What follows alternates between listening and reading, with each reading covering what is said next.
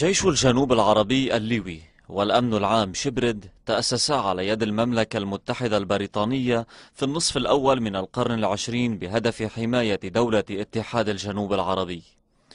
شكل تأسيس هذا الجيش النواة الأولى للجيش الوطني لجمهورية اليمن الديمقراطية الشعبية، وكان جيش الجنوب العربي يتكون من جيش الاتحاد النظامي وجيش البادية الحضرمي.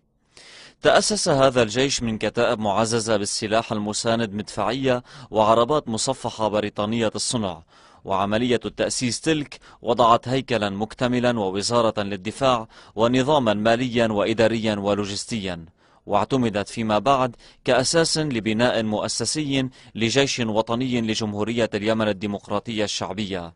وقد وضعت اللبنات الأولى لجميع أصناف الأسلحة البرية والجوية والبحرية. سلاح الطيران تكون من سرب طائرات من طراز ستريك ماستر وألجت بروفست، وهي طائرات تدريبية مقاتلة، إضافة إلى 4 طائرات نقل نوع داكوتا وطائرتين بيفر صغيرة استطلاعية. أما السلاح البحرية فتكون من 4 قطع بحرية خاصة لحراسة ميناء عدن والشواطئ القريبة منه في خليج عدن، معززة بمدفعية ساحلية. بعد استقلال الجنوب العربي في 30 من نوفمبر عام 1967، وبالتحديد في العامين 1968 و 1969، تم دمج جيش البادية الحضرمي مع جيش الاتحاد النظامي. شكل الدمج النواة الأولى للجيش الوطني لدولة الجنوب المستقلة. عام 1970 تأسست الكلية العسكرية على أنقاض مركز التدريب في عدن الصغرى بين الجبلين صلاح الدين حاليا.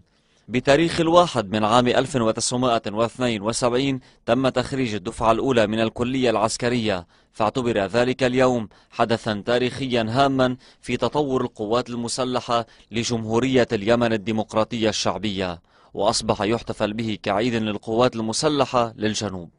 خلال الأعوام من عام 1969 وحتى العام 1972 توجهت دولة الجنوب إلى استكمال بناء القوات المسلحة الوطنية، فأرسلت آلاف الكوادر من أبناء الجنوب للدراسة في الخارج في أكاديميات وكليات ومعاهد الاتحاد السوفيتي والبلدان الاشتراكية الأخرى.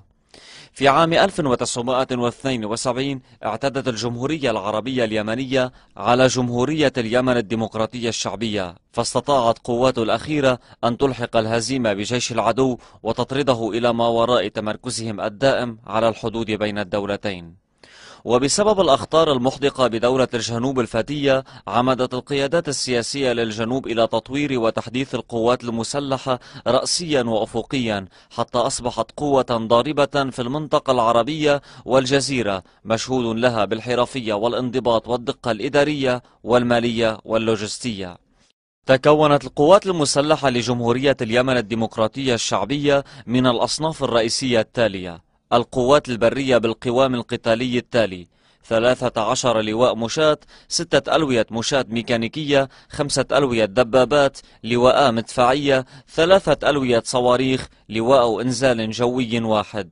أما قوام القوات الجوية فتشكل كالتالي: لواء 15 قاذف مقاتل سوخوي 22، اللواء 9 مقاتل اعتراضي ميج 21، اللواء 10 طيران عمودي مي 8 ومي 17، لواء النقل الجوي طائرات أنتينوف 5 طائرات ميج 29 مقاتلة قاذفة واعتراضية، ولواء 26 رادار، ولواء دائرة الإمداد وضمان التحليقات.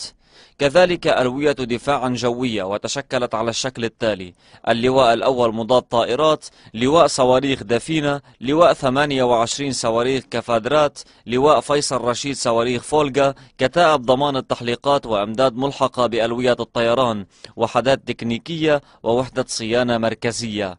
5 قواعد طيران في عدن، لحج، شبوة وحضرموت. القوات البحرية وكانت على الشكل التالي: اللواء الأول بحرية، اللواء الرابع بحرية، اللواء السادس صواريخ بحرية، لواء إنزال بحري، لواء دفاع ساحلي، لواء بحري احتياط القيادة العليا، لواء بحري مراقبة واتصال. إضافة إلى وزارة الدفاع والأركان العامة ودوائرها والبنية التحتية للقوات المسلحة وورش الصيانة وقطع الغيار للمركبات العسكرية والطائرات من مستودعات ومخازن عتاد حربي.